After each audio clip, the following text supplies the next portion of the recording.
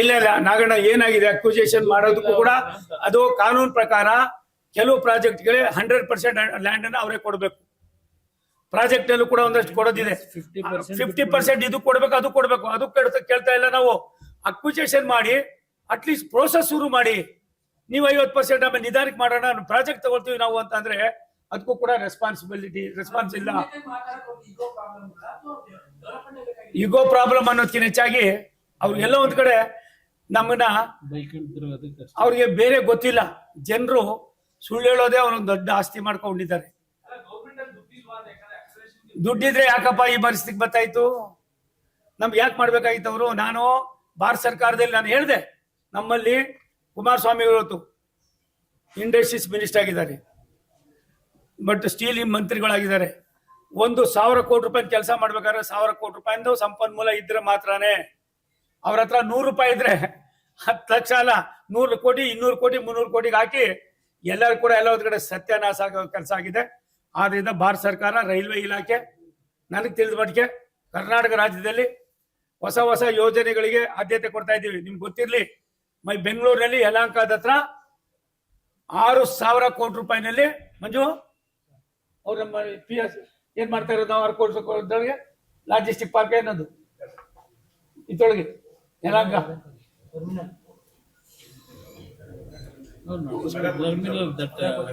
Mega coaching terminal ಮಾಡ್ತಾ ಇದೀವಿ. ನೀವು ನಂಬೋದಿಲ್ಲ, ಅದು ಯಾವ ರೀತಿ ಬರ್ತಾ ಇದೆ ಅಂದ್ರೆ ಅಮೆರಿಕ ಮತ್ತೆ ಚೈನಾ ಮತ್ತೆ ಬೇರೆ ಬೇರೆ ಜಪಾನಲ್ಲಿ ಇರ್ತಕ್ಕಂಥ ಒಂದು ಟೆಕ್ನಾಲಜಿಯನ್ನ ನಾವೇ ಸ್ವತಃ ರೂಢಿಸಿ ನಮ್ಮ ಅಧಿಕಾರಿಗಳು ಮಾಡಿ ಒಂದ್ರ ಮೇಲೆ ಒಂದು ಈ ತರ 3-4 ಅಂತಸ್ತಿನಲ್ಲಿ ಟ್ರೈನ್ಗಳು ಹೋಗೋದು, ಅದು ರಿಪೇರಿ, ಮತ್ತೊಂದು ಕ್ಲೀನಿಂಗು. ನೀವು ಇನ್ನೊಂದು 1.5-2 ವರ್ಷದಲ್ಲಿ ಭಾರತ ಸರ್ಕಾರ ಬೇರೆ ಬೇರೆ ರಾಜ್ಯಗಳಲ್ಲಿ ಯಾವ ರೀತಿ ಈ ಒಂದು ಇದನ್ನ ಟೆಕ್ನಾಲಜಿಯನ್ನ ಇಂಪ್ರೂವ್ ಮಾಡಿ ಮಾಡ್ತಾ ಇದ್ದಾರೋ ಅದೇ ರೀತಿ ಬೆಂಗಳೂರಿನಲ್ಲೂ ಕೂಡ ಕರ್ನಾಟಕದಲ್ಲೂ ಕೂಡ ಮಾಡ್ತಕ್ಕಂಥ ಯೋಜನೆ ಮಾಡಿದ್ದೀವಿ. ಇವತ್ತಿನ ನಿಮ್ಮ ಮುಖ್ಯವಾದ ಯೋಜನೆ ಸನ್ಮಾನ್ಯ ಕುಮಾರಸ್ವಾಮಿ ಅವರ ಒಂದು ಚಿಂತನೆ ಏನಿತ್ತು, ಆ ಚಿಂತನೆಗೆ ರೈಲ್ವೆ ಇಲಾಖೆ ಅವ್ರ ಜೊತೆಲಿ ಕೈ ಜೋಡಿಸಿದ್ರಿಂದ ನಮಗೂ ಕೂಡ ಸಾಕಷ್ಟು ಅರ್ಥ ಮಾಡ್ಕೊಳ್ಳೋದಕ್ಕಾಯ್ತು.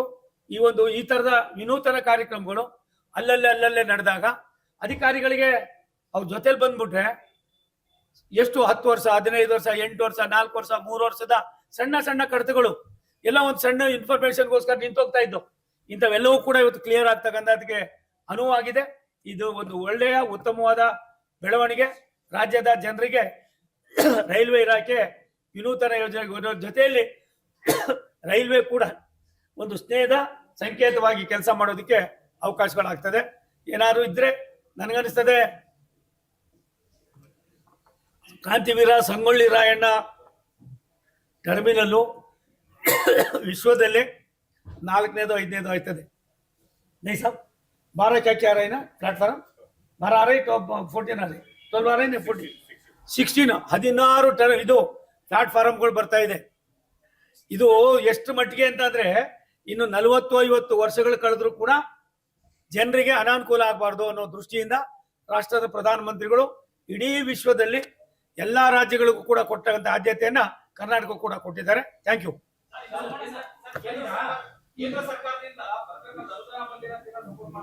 ಒಂದ್ ನಿಮಿಷ ಅಪ್ಪ, ಆ ಪುಣ್ಯಾತ್ಮರಿಗೆ ಹೇಳಿ ಅದ್ಯಾವ್ದು ಕೊಟ್ಟಿಲ್ಲ ಏನು ಅಂತ ಡೀಟೇಲ್ ಕೊಟ್ರೆ ನಾನು ಡೆಲ್ಲಿಲೇ ಇರ್ತೀನಿ. ನನ್ಗೆ ಹೆಂಗಿದ್ರು ಕೆಲಸ ಇಲ್ಲ ಅಂತ ಅವ್ರು ಹೇಳೋರಲ್ಲ, ಆ ಕೆಲಸ ನಾವು ಮಾಡ್ತೀವಿ.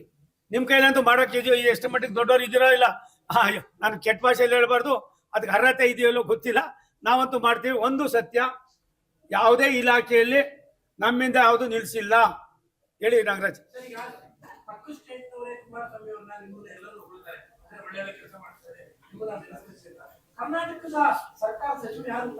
ಎಂತ ದೊಡ್ಡ ಕೆಲಸಗಳಿದೆಪ್ಪ. ಅಲ್ಲ ತಂದೆ ಅವ್ರ ಹೊಟ್ಟೆ ತುಂಬಾ ಬರೀ ದ್ವೇಷ ಇಟ್ಕೊಂಡು ತಕತೈ ಅಂತ ಅನ್ಬೇಕಾದ್ರೆ ಆಗ್ತಾ ಇರೋ ಎಲ್ಲ ಕೆಲಸ ನೋಡಿನೇ ಅವ್ರು ತಡ್ಕೊಳಕ್ ಆಗ್ತಾ ಇಲ್ಲ. ಸದ್ಯ ಅವ್ರಿಗೆ ಏನು ಆಘಾತ ಆಗಿಲ್ವಲ್ಲ, ಅದಕ್ಕೆ ನಾವು ಖುಷಿ ಪಡೋಣ. ಅವ್ರು ಮಾತಾಡೋದೇ ಅವ್ರ ಜೀವನನೇ ಅದು, ಅವ್ರ ಲೈಫೇ ಅದು. ಅವ್ರು ಮಾಡೋ ಪರಿಸ್ಥಿತಿಯಲ್ಲಿ ಇಲ್ಲ. ಅವ್ರ ಹತ್ರ ಏನಾಗಿದೆ, ಕ್ಯಾಬಿನೆ ಬೇರೆ ಬರುತ್ತೆ, ಡಬ್ಬ ಖಾಲಿಯಾಗಿದೆ, ಹಣ ಇಲ್ಲ, ಎಲ್ಲೋ ಒಂದ್ ಕಡೆ ಸುಳ್ಳು ಹೇಳ್ಬೇಕಾಗಿದೆ. ಆ ಸುಳ್ಳನ್ನೇ ಮನೆ ಮಾಡ್ಕೊಂಡಿದ್ದಾರೆ, ಅದಾಗ್ತಾ ಇಲ್ಲ. ಇನ್ಯಾರು ಹೇಳ್ಬೇಕು? ರಾಜ್ಯದ ಮುಖ್ಯಮಂತ್ರಿಗಳು ಯಾರ ಮೇಲೆ ಹಾಕ್ಬೇಕು? ಕುಮಾರಸ್ವಾಮಿ ಮೇಲೆ ಹಾಕ್ಬೇಕು, ಸೋಮಣ್ಣ. ಯಾಕಂದ್ರೆ ನಾವು ಗೊತ್ತಿದೆಯಲ್ಲ, ಎಲ್ಲ ಒಟ್ಟಿಗೆ ಇದ್ದಾರಲ್ಲ ಒಂದೇ ಗಡ್ಡಿಲಿ, ನಮ್ಮ ಗಡ್ಡಿಲೇ ಇದ್ದವ್ರು ತಾನೆ ಅವರು.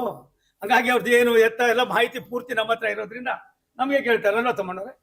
ಹಾಗಾಗಿ ಅವ್ರಿಗೆ ಏನೇನು ಉಳಿದಿಲ್ಲಪ್ಪ. Thank you.